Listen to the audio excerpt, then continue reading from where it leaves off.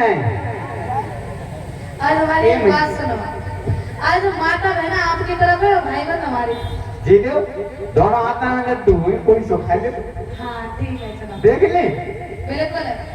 देखो माता बहनों, अब तो तुम हमारी पार्टी में आएगा 320 हमा और 10-20 रुपए करके 100-500 की लगे पेप्सी। ठीक है, एक जयकारो लगाइयो जोरदार। यज्ञपति महाराज, वैसे तुम महाराज हो, थोड़े हमारे लग देखत रहियो कंगे का चूना कम कर। देखो महाराज सुनियो आवाज, जहां तक ये पार करता हुई जाई सेवक तक। बोल वाक्य बिहारी लाल की जाते कहते हैं जयकार। माता बहना एक बात बताओ, मुझे कौन सी दुश्मनी है तुम्हारी? 320 और 320 दो पेप्सी आ गई, 1.5 लीटर की। तुम्हारे गवाह कही कि हम तुम्हें पानी पिया देंगे।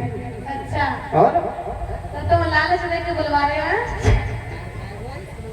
जी जाए लालच ना कहोगे बिल्कुल। देखो हमको किसी को लालच नहीं देते, समझ में आई? माता बहन को पता है कि रोज हाथ धोते हैं, रोज गर्म पट्टी बंधवाते हैं जी, ये तो हमारे साथ कर ही सकती है वे।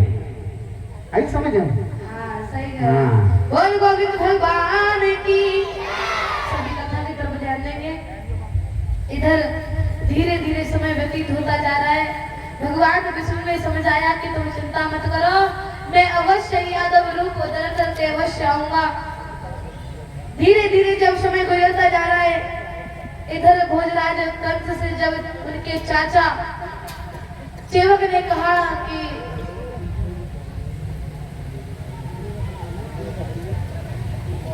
आपकी बहन सयानी होती जा रही है,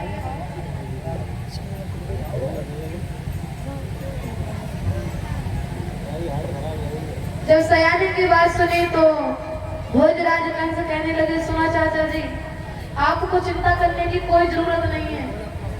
हमने पहले ही अपनी बहन के लिए बटेश्वर के राजा सूरसेन के पुत्र वसुदेव को पसंद कर लिया है।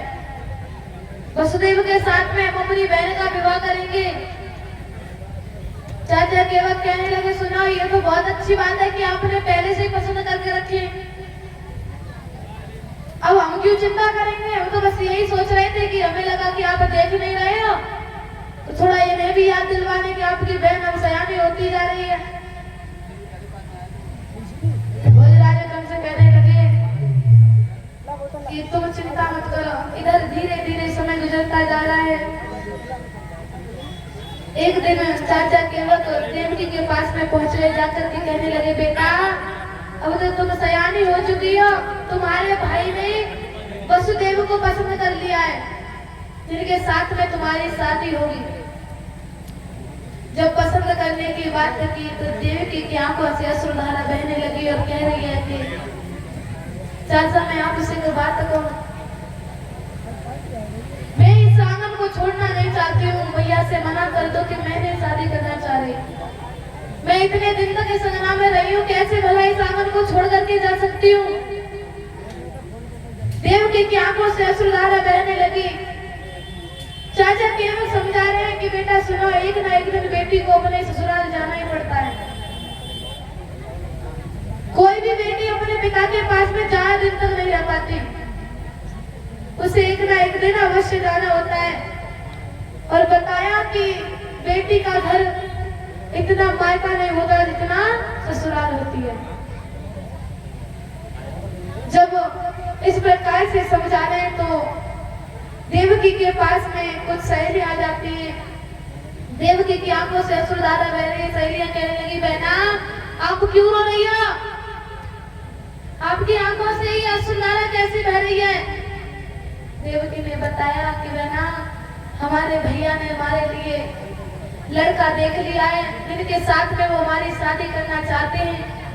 लेकिन बहन आप ही बताओ कि मैं इस आंगन को कैसे छोड़कर जा सकती हूँ?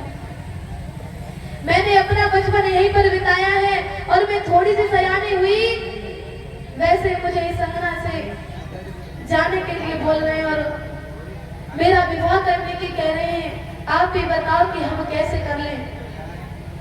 सखी अभी बहुत समझ आ रही है कि सुनो बहना, और किस प्रकार से समझा रही है।